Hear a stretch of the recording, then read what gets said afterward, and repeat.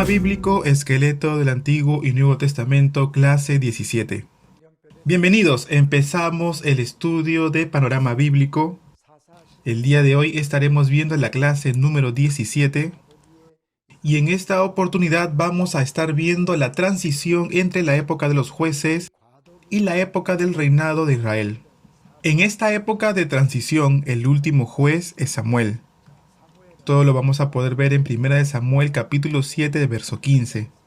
Samuel también fue el profeta y el sacerdote de aquella época.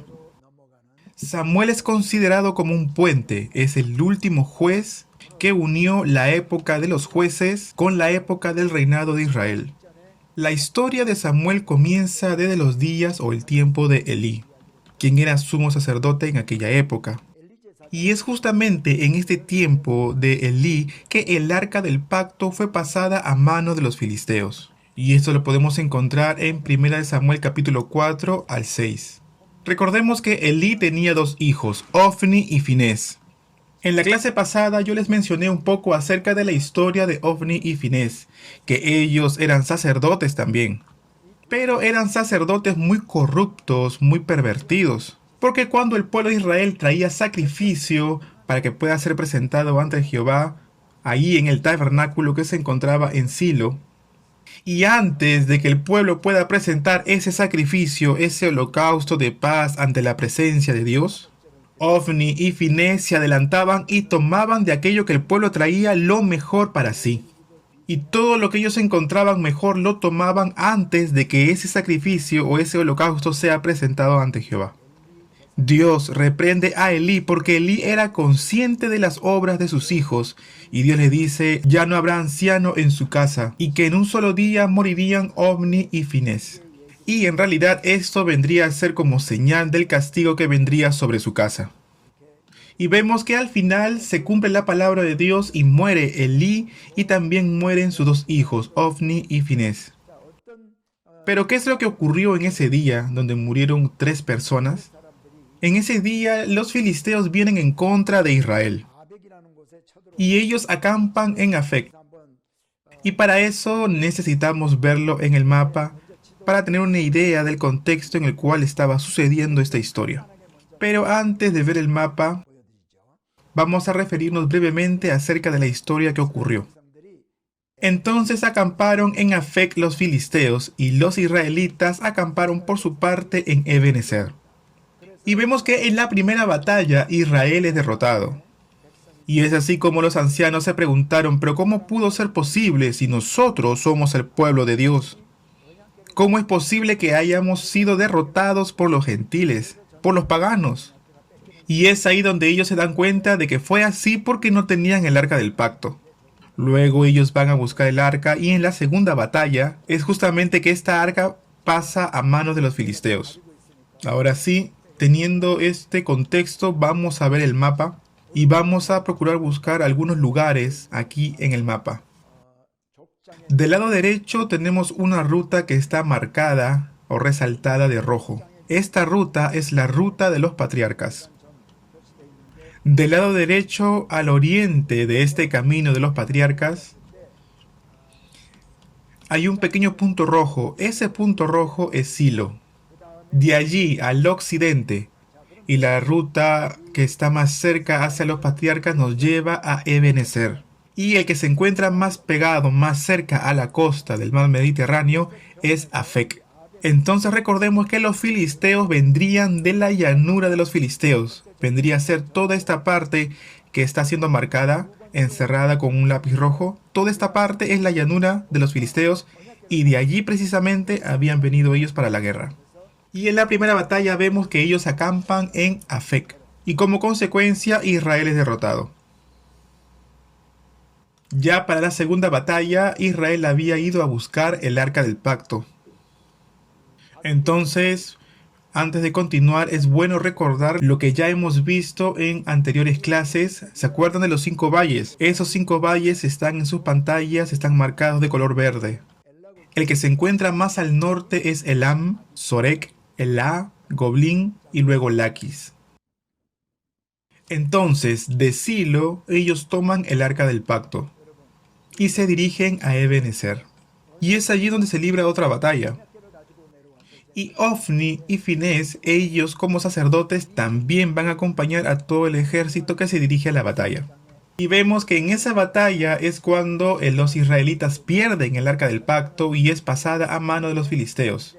Entonces vemos que el pueblo de Israel, estando en Silo, toman el arca del pacto y se dirigen a Ebenezer. Y es ahí en Ebenezer donde se libra una batalla.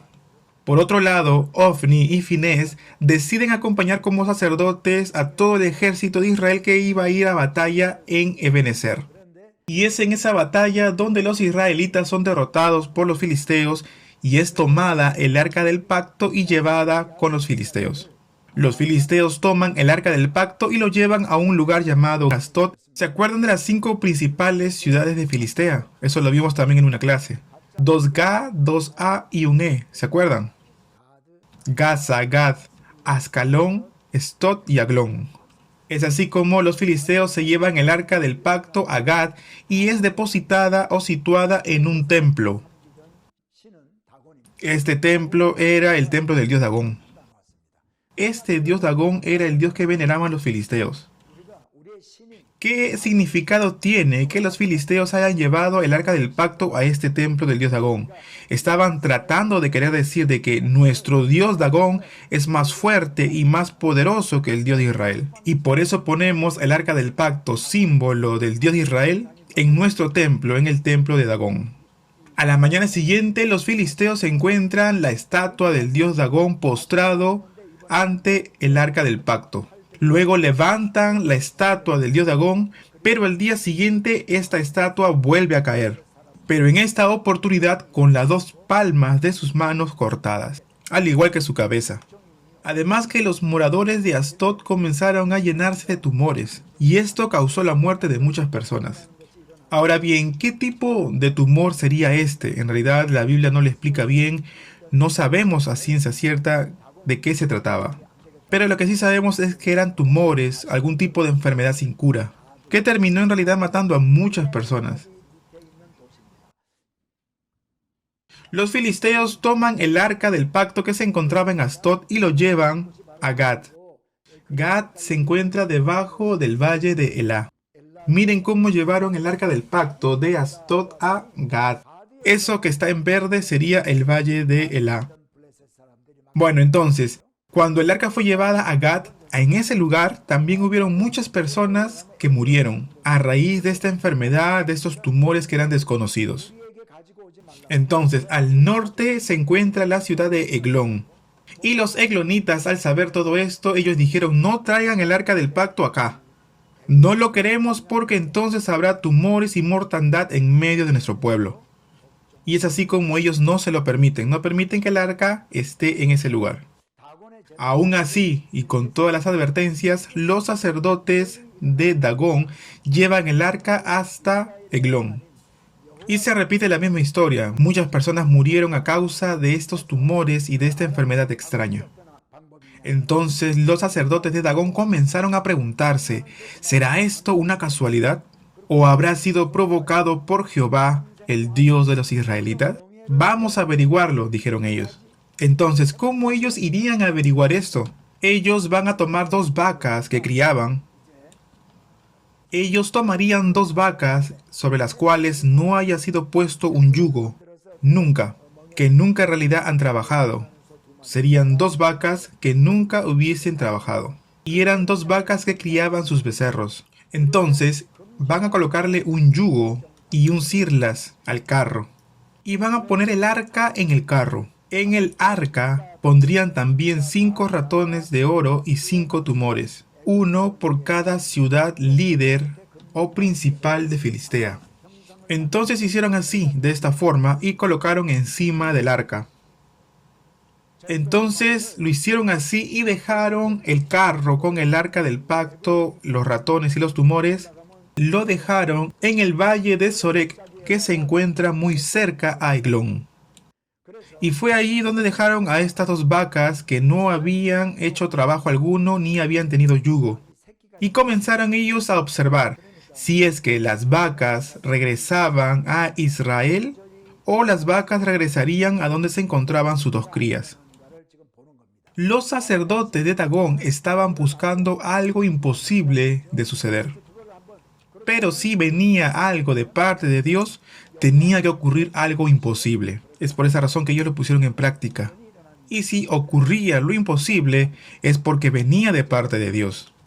Entonces ellos dejaron a esas vacas en ese lugar.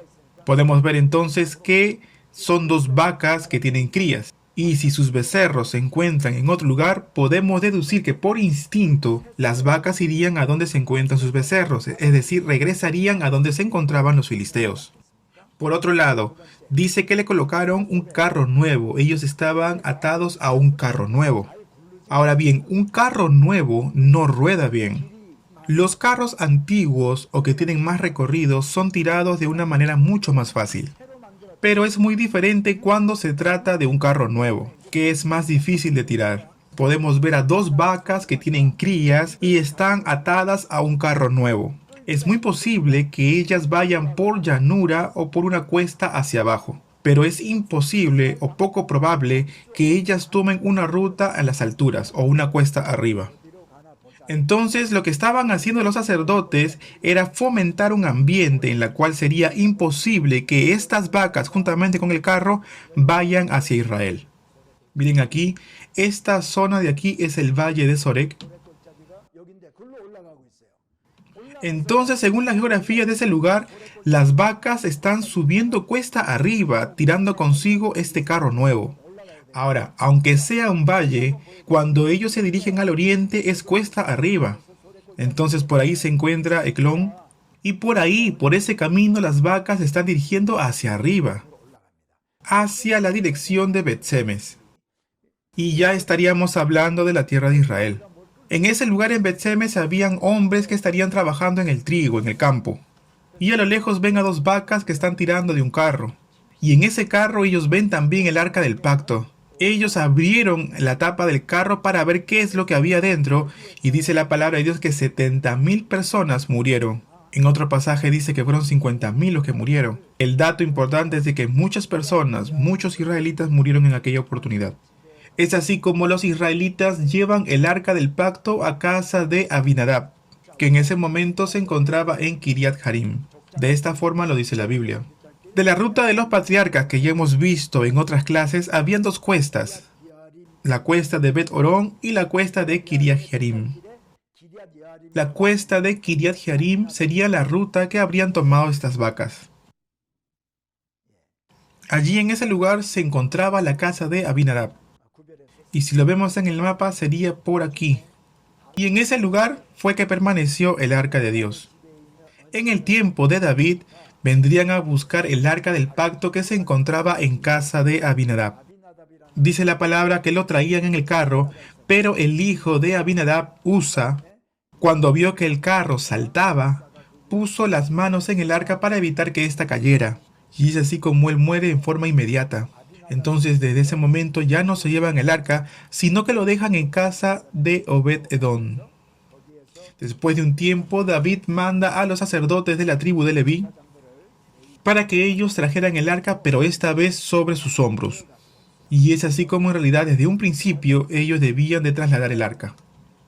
Entonces, por medio de todo este acontecimiento, ¿qué es lo que nosotros debemos de recordar? El pueblo de Israel se había llevado el arca del pacto, que estaba en Silo, hasta Ebenezer. ¿Por qué lo hicieron?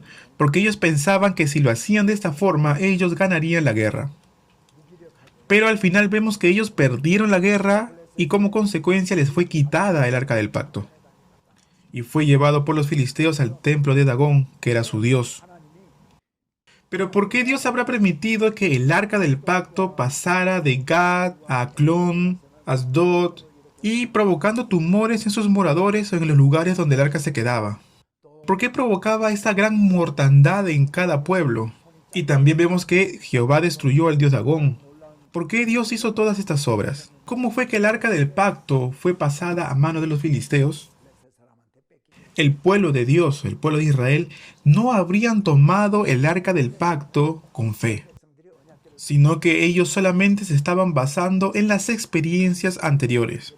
Ellos estaban recordando cómo sus padres en aquellas épocas habían tomado el arca del pacto y cruzaron con ella el río Jordán. Dice la palabra que ellos pisaron como por tierra seca. También se recordaron de cómo con el arca del pacto rodearon Jericó y vieron los muros derribarse de esta ciudad. Y al pensar en esto, el pueblo puso su confianza en el arca del pacto en sí, pero en realidad no estaban confiando en Dios. Aún los mismos sacerdotes de aquellos días, como Ofni o Finés, dice la palabra que tomaban lo primero, lo mejor que era presentado por el pueblo, aquellos sacrificios a Dios. Y en realidad también dice la palabra que en aquellos días no había rey sobre Israel, y cada uno hacía lo que bien le parecía. Y además vemos en muchas partes de la Biblia que dice que el pueblo de Israel hacían lo malo ante los ojos de Jehová. Y no dice una o dos personas, dice todo el pueblo, casi todo el pueblo hacía lo malo ante los ojos de Jehová. Y es que sencillamente ellos no estaban considerando a Dios como su rey, no lo estaban considerando como su Dios. No dependían sencillamente de Dios, ellos vivían como ellos querían. Es por eso que en la guerra el pueblo solamente quería utilizar a Dios para su propio beneficio. Y es por esa razón que nosotros vemos que Dios no se dejó. Amados, debemos confiar en Dios, obedecerle, escuchar su palabra. Y es así como Dios siempre va a estar con nosotros. Y será Él quien nos utilice a nosotros como sus instrumentos para poder hacer una obra maravillosa. Entonces podemos ver que no es por falta de poder que el arca del pacto pasó a mano de los filisteos. ¿Por qué? Porque aún en medio del campamento, aún en medio del territorio de los filisteos, el arca del pacto produjo muchos milagros. Ahora bien, nosotros como hijos de Dios, como cristianos, debemos utilizar la autoridad que Dios nos ha dado, proclamar y echar fuera a los demonios. Pero aquí lo importante es, ¿quién se atreve a hacerlo? Solamente aquel que reconoce a Jehová en todos sus caminos, aquel que confiesa que Dios es un Dios viviente, el que conoce todo acerca de nosotros y escudriña nuestro corazón. Solo aquel que reconoce a Dios en todas las áreas de su vida, él podrá utilizar el nombre de Jesús y podrá ver un gran poder. Pero el que no confía en Dios, el que no reconoce a Dios en sus caminos, el que vive sencillamente como quiere y no reconoce a Dios como su rey, y aquel que utiliza el nombre de Jesús solamente por necesidad, esa persona sencillamente no va a poder ver el poder de Dios. Este es el principio por el cual Dios nos utiliza y nos permite ver su poder. Bueno, continuando, podemos ver que el arca del pacto pasa a mano de los filisteos, pero cuando el sacerdote Elí vio partir el arca del pacto hacia la batalla, él se quedó esperando noticias de victoria. Él estaba esperando escuchar la victoria de Israel sobre sus enemigos. Pero de repente viene un mensajero y le dice, no, que sus dos hijos habían muerto en batalla, y no solamente esto, sino que el arca del pacto había sido tomada por los filisteos.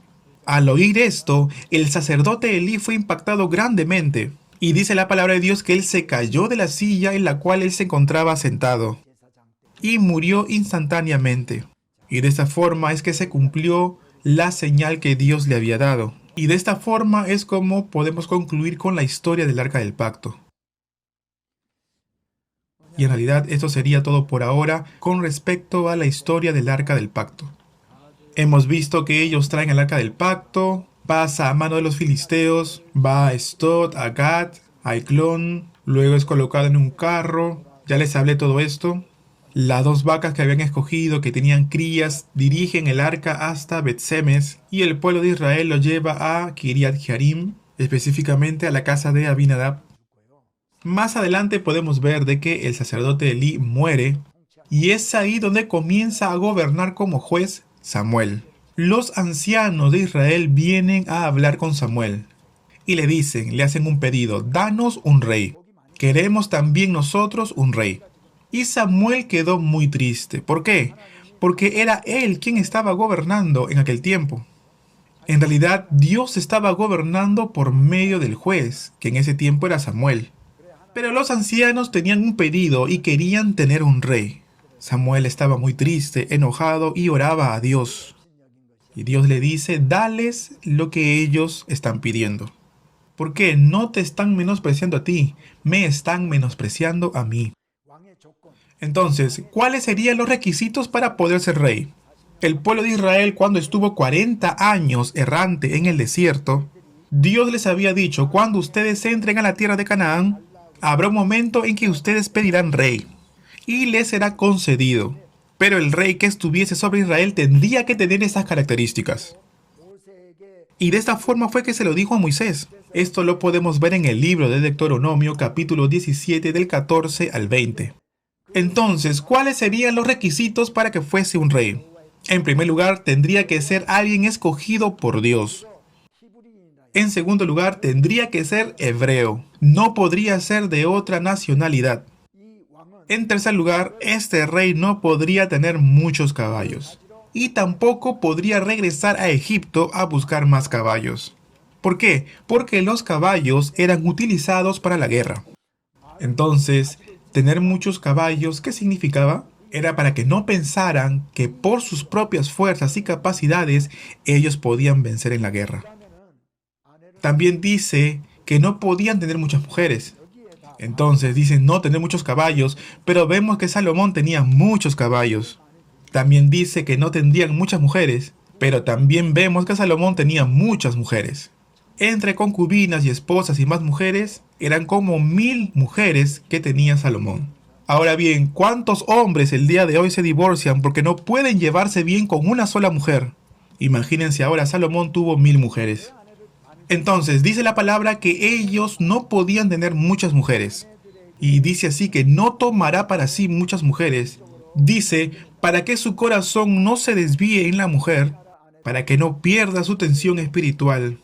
Ahora, viendo en el caso de Salomón, Salomón se casó con muchas mujeres, princesas de Amón, de Egipto, princesas de Moab, y todas ellas, cuando vinieron a vivir con Salomón, también trajeron a sus dioses. Y podemos ver que al final Salomón inclinó su corazón a la idolatría. También vemos que entre los requisitos dice que no podía hacer para sí muchas riquezas. Al tener muchas riquezas, uno podía caer en la soberbia de pensar que uno puede sobrevivir y vivir y subsistir sin necesidad ni la ayuda de Dios, y que todo lo puede hacer con sus propias fuerzas. Si volvemos a ver el ejemplo de Salomón, vemos que él también cayó en esto. Entre los requisitos también dice que tendrá para sí la copia de la ley de Dios y lo tendría que leer siempre. Ahora bien, no era fácil en esos tiempos tener una copia de la ley. Acuérdense que en aquellos tiempos la ley estaba escrito en papiros o tal vez en pergaminos y eran escritas de repente con plumas y siempre andaban con un rollo y pergaminos. En esos tiempos no existía el papel todavía y en realidad era algo muy costoso. La gente normal, la gente común no tenía acceso a estos rollos. Los profetas, el rey, eran solamente aquellos quienes podían leer este pergamino de la ley. Pero Dios manda a que era necesario que el rey tuviese uno.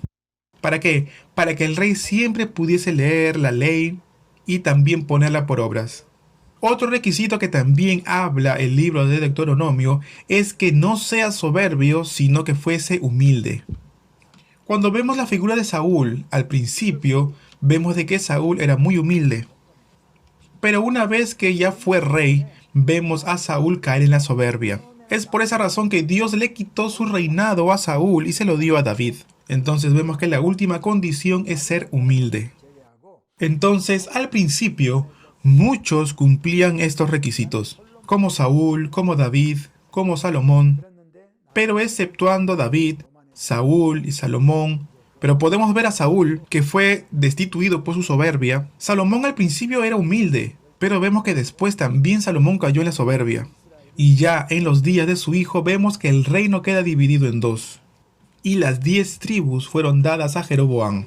Y se dividió el reino de Israel en reino del norte y reino del sur. Entonces, ante la insistencia de los ancianos de querer tener un rey, Saúl es ungido como primer rey de Israel en los tiempos de Samuel. Y será este tema que veremos a continuación. ¿Quién era Saúl? ¿Quién era Saúl? Saúl era un hombre de la tribu de Benjamín y vivía en Gabaa. Cuando nosotros hablamos de Gabaa, Ustedes ya son 17 clases que estamos estudiando juntos. Ya saben dónde se encuentra Gabaa, ¿verdad? Así que traten de traer a la memoria el mapa. Entonces podemos ver al Jordán, al oriente y el occidente. ¿Se acuerda que comenzábamos desde Siquén? Desde Siquén, bajando por la ruta de los patriarcas, Silo, Betel, Ai, más abajo, Mizpa, Ramá, Gabaa. Y más abajo, Jerusalén, Belén, abajo Hebrón y luego Berseba. Entonces con esto ya saben dónde queda Gabaa, donde recibió la tribu de Benjamín su heredad, y era la ciudad más grande de la tribu de Benjamín. Entonces vivía en Gabaa un hombre que se llamaba Quis. Su hijo es Saúl, y un día se perdieron las asnas de Quis. Es así como su padre le dice a Saúl, anda y ve a buscarlas. Y en ese tiempo parece que había posibilidad de poder encontrar aquellas asnas perdidas. Es así como Saúl, tomando a un criado, dice la Biblia que pasó el monte Efraín, de aquí a allá. Acuérdense que se encuentra Dan, Benjamín, y que arriba de Benjamín se encuentra Efraín. Y arriba de Efraín se encuentra Manasés. Se encuentra una zona montañosa. Abajo sería como una zona montañosa de Judá. Arriba tendríamos a Benjamín y más arriba estarían los montes de Efraín. Entonces, al hablar de los montes de Efraín, nos estamos refiriendo a la heredad que recibió la tribu de Efraín.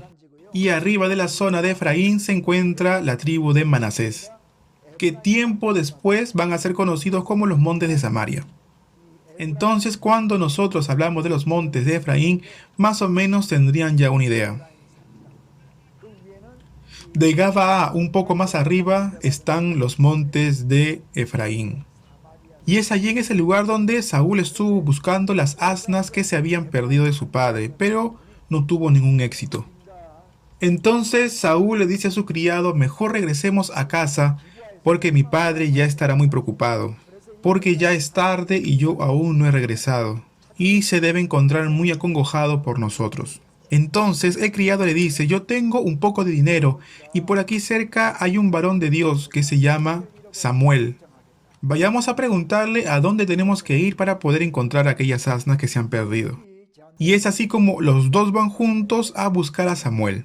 Y por otro lado, a Samuel, Dios le dice, a cierta hora, a cierto día, vendrá un hombre llamado Saúl con su criado.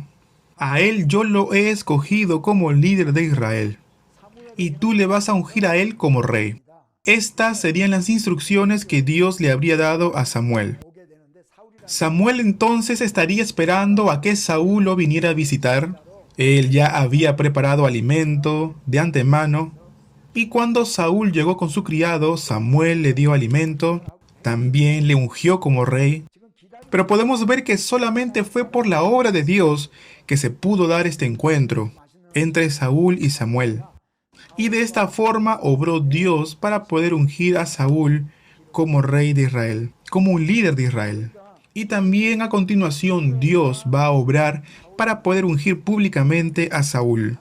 Vemos que Samuel convoca a todo el pueblo de Israel en Mizpa. ¿Se acuerdan que yo les decía que cada vez que el pueblo de Israel se reúna, lo harían en Mizpa? Y cuando todo el pueblo de Israel se reúna en Mizpa, vendrían los más representativos de cada tribu. Sería muy probable que ellos, al llegar a Mizpa, ellos vendrían con todo lo necesario, ¿no? Como alimentos, con sus cargas, con sus ropas, para poder encontrarse todos en Mizpa. Y es ahí donde echarían suertes. De las 12 tribus fue escogida Benjamín, y de Benjamín entre las familias fue escogida la familia de Quis. Y dentro de la familia de Quis, Saúl. Dice la palabra de Dios en el libro de Samuel que Saúl era el más alto de entre el pueblo, y estaba por encima de los hombros hacia arriba. Era de buen parecer. Vemos que ya Saúl había sido ungido por Samuel, y también podemos darnos cuenta que Saúl era muy humilde. Echando suertes, cuando ya había caído sobre Saúl, todos le estaban buscando, pero ¿dónde estaba Saúl? Saúl estaba escondido entre el bagaje. Es allí donde encontraron a Saúl, lo tomaron y fue proclamado como rey. Y aunque fue proclamado rey, fue el primer rey de Israel, por lo tanto, No tenía ningún palacio real, tampoco tenía soldados, tampoco había recaudado impuestos, no tenía ningún tipo de experiencia en cuanto al reinado. Así que, aunque él fuera rey, en realidad no tenía privilegios. Y aunque así fue escogido como rey, él regresó a la casa de su padre. ¿Para qué? Para seguir trabajando en la tierra de su padre. Pero como Saúl era de Gabaa, Gabaa se convirtió en la primera ciudad capital de Israel. Vemos que Saúl seguía trabajando en la tierra de su padre, en su casa. De repente vemos que los Gabaonitas atacan Jabes de Galaad. Ahora bien, les voy a hacer recordar y demostrar dónde queda en un mapa. Vamos a ver por aquí. Y vamos a ver que por aquí se encuentra el Valle del Jordán. Del lado oriental está Galaad y Jabes de Galaad. En aquella época los amonitas vivían en esta zona de aquí. En realidad era una zona, una tierra bastante extensa. Por aquí abajo vamos a encontrar a Moab. Ahí vamos a encontrar al río Arnón, que divide Moab de Edom. Más abajo podemos encontrar el río Seret. Esta parte de abajo, la última parte de abajo donde está marcada con una cruz, vendría a ser Edom. Arriba de Edom, Moab. Entonces, en la tierra de Galaad se encuentra también Jabes de Galaad. Y es allí donde atacaron los amonitas. Ahora sí, retomando la diapositiva, vamos a ver que ellos, los amonitas, atacan a Jabes de Galaad. Entonces los que se encontraban en Jabes de Galaad dicen, vamos a hacer un tratado de paz. Vamos a buscar la forma de llevarnos bien con ellos. Entonces los amonitas dicen, está bien, si ustedes quieren hacer un tratado de paz, dennos sus ojos derechos. Si ustedes se quitan el ojo derecho, nosotros entablaremos un tratado de amistad con ustedes. Ahora bien, la Biblia no dice por qué razón los amonitas dijeron esto. Pero lo que en realidad ellos estaban pidiendo, los amonitas, era de que los de Jabes de Galaad estuviesen incapacitados para que en una posterior oportunidad ellos no pudiesen salir a la guerra. Entonces los de Jabes de Galaad dicen, espérenos un poco, nosotros vamos a consultar con las demás tribus de Israel. Entonces, si nosotros recibimos ayuda, saldremos a la guerra contra ustedes. Y si no recibimos ningún tipo de ayuda o apoyo de parte de las tribus, nosotros haremos lo que ustedes nos están pidiendo y nos quitaremos un ojo. Pareciera de que fuesen bastante caballeros la gente de la antigüedad. Porque los amonitas dijeron, está bien, ok, te vamos a esperar, anda y consulta con las demás tribus. Tómate el tiempo que tú quieras. Vemos que los de Jabes de Galaad mandan mensajeros a todas las tribus de Israel. Ahora no sabemos si los amonitas habrían esperado allí o habrían regresado a su tierra. Pero Jabes de Galaad, ¿a quién habrá ido? ¿A quién habrá recurrido? Saúl en ese momento era el rey, así que fueron a Gabaa. Y allí buscaron a Saúl para poder hablar con él. Por otro lado vemos a Saúl que estaba trabajando en la tierra y se encontraba camino a su casa. La palabra de Dios dice que Saúl se encontraba tras los bueyes. O sea, que estaba detrás de los bueyes. Es decir, que él venía del campo con los dos bueyes. Cuando Saúl oye a los hombres de Gabaa que estaban llorando. Entonces es así como Saúl les pregunta qué es lo que está sucediendo. Entonces ellos les dicen, es que han venido los hombres de Jabes de Galaad y van a ser atacados por los amonitas. Así que ellos están prontos para morir. Entonces Saúl, tomando un par de bueyes, los cortó en trozos y los mandó por todos los territorios de Israel y así los convocó. Ahora bien, ¿en dónde se habrán encontrado? Ellos se encontraron en Mizpa. Allí en Mizpa ellos se reúnen con el pueblo y salen para la guerra. Y de esta forma poder ayudar a los de Jabes de Galaad. Y es así que con la victoria que ellos obtienen, se consolida a Saúl como rey. Antes vemos que Saúl solamente era un agricultor más. Pero ahora, con ayuda de Saúl, se movilizó a todo el pueblo de Israel. Salieron a la guerra y después de la victoria, él, Saúl, logra ejercer su función como rey. Entonces, después que Saúl vuelve de la victoria, los hombres de Benjamín le dicen, Rey, cuando tú fuiste ungido como rey, algunos hombres perversos te menospreciaron y se burlaron de ti diciendo, ¿cómo nos hará de salvar este? Y ellos le dicen a Saúl, vamos a matarlos, vamos a castigarles. Saúl les dice, nadie morirá hoy, porque Dios ha dado salvación sobre Israel. Miren bien, este hecho, esta forma de actuar, nos hace pensar de que Saúl sí era un hombre humilde. Tenía una actitud correcta de corazón. Esto fue al principio de su reinado. Podemos ver que en un principio Saúl reunía todos los requisitos que Dios había demandado para que fuese rey de Israel. Pero con el pasar del tiempo, Saúl va a caer en la soberbia. Y al final de su reinado, él sería destituido. Ahora, él sería destituido por dos acontecimientos muy puntuales. En primer lugar, Saúl se reunió en Gilgal para poder salir en contra de los filisteos. ¿Se acuerda dónde quedaba Gilgal, verdad? Cuando se cruza el Jordán al norte de Jericó, ahí se encuentra Gilgal. Entonces, desde la tierra de Israel se encontraría como en cuesta abajo. Y habrían tres caminos para poder llegar a Canaán. Uno daba a Ai y Betel. El del medio llegaba hasta Mitmas. Y de Mitmas, Ramá y Gabaón. Y la ruta más al sur nos podía llevar a Jerusalén. En aquellos días, los filisteos habrían atacado Mitmas, el camino que se encontraba en el medio. Es así como Saúl convoca al pueblo para poder salir a la guerra, y es ahí en Gilgal donde él estaría esperando. ¿Qué estaba esperando? Que llegara Samuel. Porque Samuel le dijo, yo vendré a ti después de 7 días, presentaré holocausto y después tú saldrás a la guerra.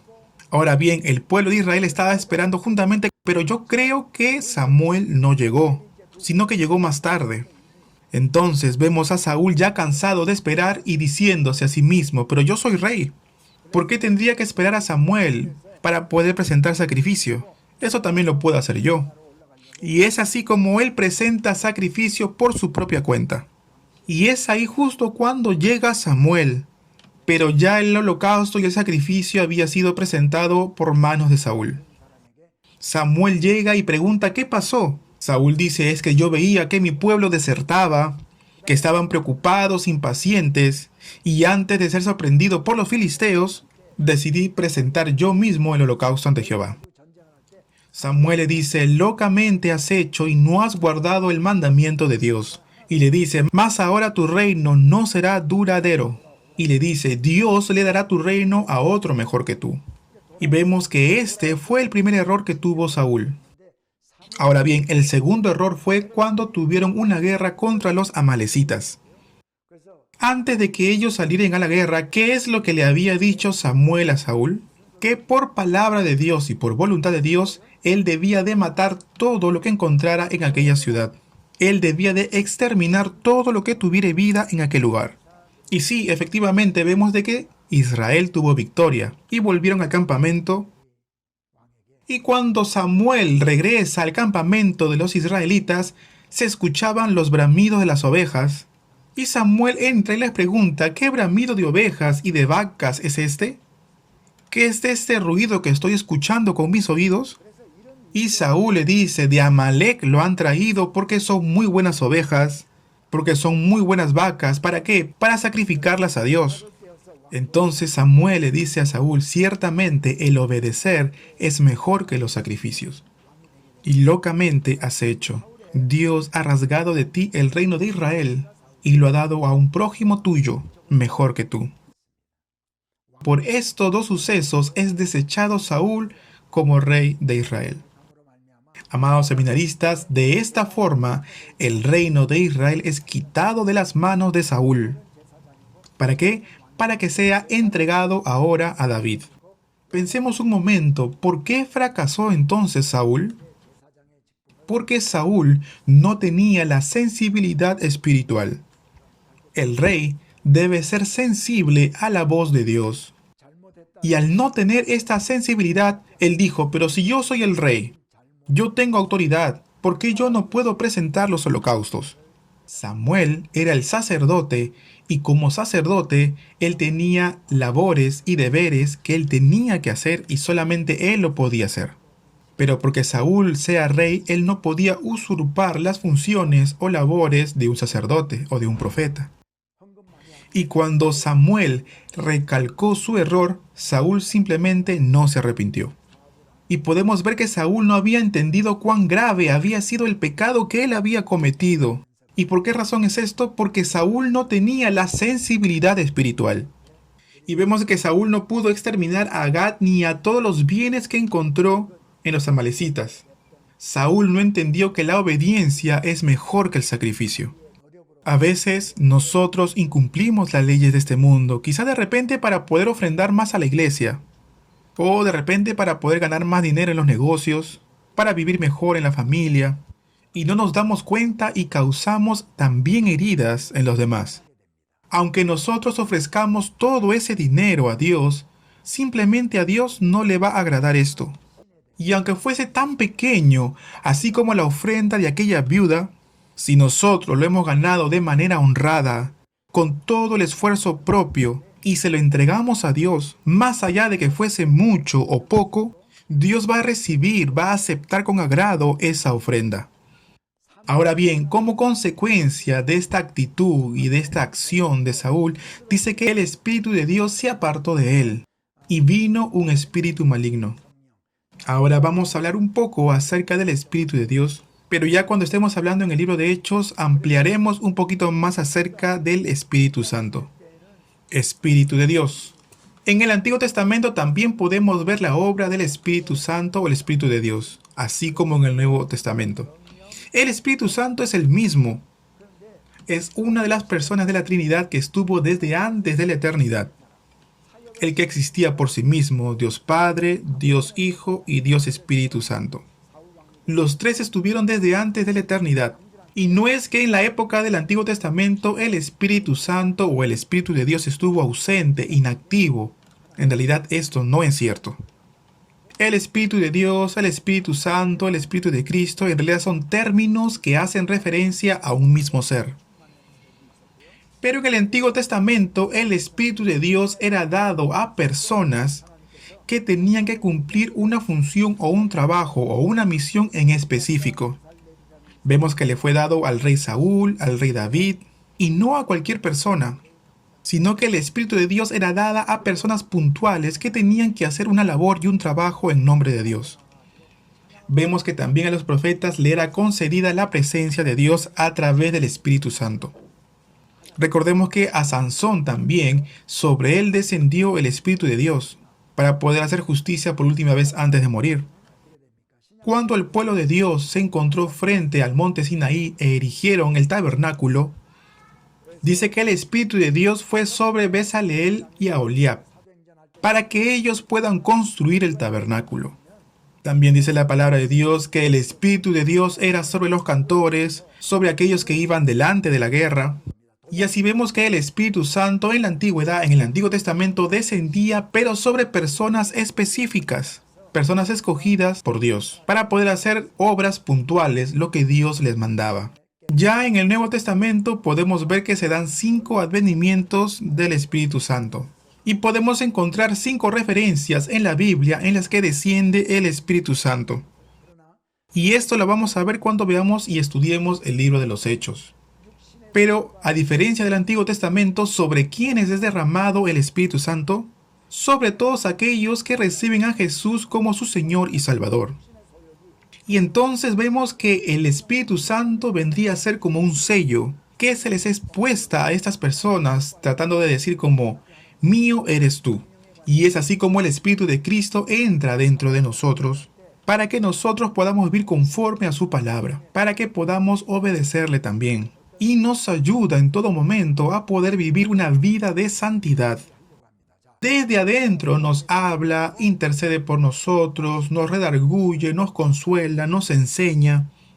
Las epístolas paulinas dicen que dentro del apóstol están los deseos de la carne y los deseos del espíritu, y que se encuentran luchando dentro de sí. Aunque seamos hijos de Dios, bautizados por el Espíritu Santo, si no estamos llenos del Espíritu Santo, entonces haremos las obras de la carne. Pero cuando estamos llenos del Espíritu Santo, hacemos lo que a Dios le agrada. ¿Por qué? Porque estaremos haciendo las obras que obedecen al Espíritu Santo. Pero sobre esto estaremos estudiando con más profundidad cuando veamos y estudiemos el libro de los Hechos. cuáles son las obras del Espíritu Santo y cuándo fue que descendió sobre la humanidad. Entonces, retomando a Saúl, vemos de que el Espíritu de Dios se apartó de él y vino en su lugar un espíritu malo o un espíritu maligno. Y vemos que al final el rey Saúl es destituido y en su lugar es ungido David. Pero habrá un tiempo de intervalo en el cual David sería perseguido por Saúl. El rey David. Ahora bien, yo quisiera referirme a la vida del rey David como un diamante. ¿Por qué? Porque Dios llamó a David un hombre conforme a su corazón. Entonces, ¿por qué etapas pasó David en su vida? Y vamos a tratar de verlo en detalle. Si es cierto que David fue escogido por Dios, y aún así David haya sido un hombre escogido directamente por parte de Dios, él tendría que pasar por un tiempo también de aflicción. De esta forma fue también con José, ¿se acuerdan? Dios le había dado un llamado, un sueño, pero José fue aborrecido por sus hermanos, vendido por sus hermanos como esclavo a Egipto, estuvo también preso, y después de toda esa aflicción y dolor fue hecho gobernador de Egipto. Lo mismo podemos ver con la vida de Jacob. Durante 20 años trabajó para su tío Labán, afligido, y recién después de ese tiempo fue utilizado por Dios. Entonces vemos que David pasa también por un tiempo de aflicción y de pruebas. Después de esto se consolida su autoridad como rey. Muere Saúl y es hecho rey David. David reina durante 7 años y medio en Hebrón. Luego envía a Joab a Jerusalén a derrotar a los jebuseos. Y es allí en Jerusalén donde David gobierna por 33 años y medio. Cuando nosotros leemos el libro de los Salmos, hay muchos salmos donde encontramos agradecimientos a Dios. Pero también podemos ver que no todo fue agradecimiento y alabanzas a Dios, sino que también vemos que él experimentó el fracaso. Vemos que también experimentó el pecado, él pecó. En el tiempo de la antigüedad, el rey tenía que salir a la guerra juntamente con el pueblo. Pero en una oportunidad, David no salió a la guerra contra los amonitas, sino que se quedó en el palacio. Cuando en eso David vio a la mujer de Urías que se estaba bañando. Es así como David la manda a llamar y comete adulterio con ella. Y para poder tapar este suceso, causa indirectamente la muerte de Urías. En otras palabras, David cometió homicidio. Y después de esto vemos de que viene el castigo de Dios por su pecado. Obviamente, David se arrepintió cuando fue reprendido por el profeta Natán. David se arrepiente. Pero aunque nosotros nos arrepintamos, hay consecuencias, resultados de nuestro pecado, que debemos de nosotros pagar. Entonces vemos que el hijo que tiene Betsabé muere. Su otro hijo, llamado Absalón, se rebela contra él. Y podemos ver que hay muchas aflicciones en la familia. Pero también podemos ver que Dios, después del castigo, él lo restaura. Cuando David huía de la rebelión de su hijo Absalón, fue a un lugar llamado Mahanaim. Y en ese lugar David estuvo como exiliado. Luego Absalón muere y David puede regresar a Jerusalén. Y ya en Jerusalén vemos que David comienza a tener como altibajos entre la soberbia y la humildad. Y aún después de ser restaurado por Dios. Vemos que David mandó a censar al pueblo, algo que Dios no había ordenado. Y Dios mandó una mortandad terrible durante 3 días en medio del pueblo de Israel. Muy bien, entonces les he explicado muy brevemente sobre la vida de David, pero en realidad quiero ver en forma más cercana y más profunda acerca de la vida de David, pero por el tiempo no lo vamos a hacer hoy, así que lo vamos a dejar para la próxima clase y nos enfocaremos plenamente en la vida de David y de Salomón, y también trataremos de hablar un poco acerca de la división del reino, el reino del norte y el reino del sur. Hoy hemos abarcado lo que está escrito en Primera de Samuel y Segunda de Samuel. Así que les animo, amados seminaristas, a que puedan leer estos 2 libros para todos aquellos que están estudiando Panorama Bíblico. Nos vemos entonces en la próxima clase. Muchas gracias por el esfuerzo que han hecho el día de hoy. Nos vemos en la próxima. Gracias.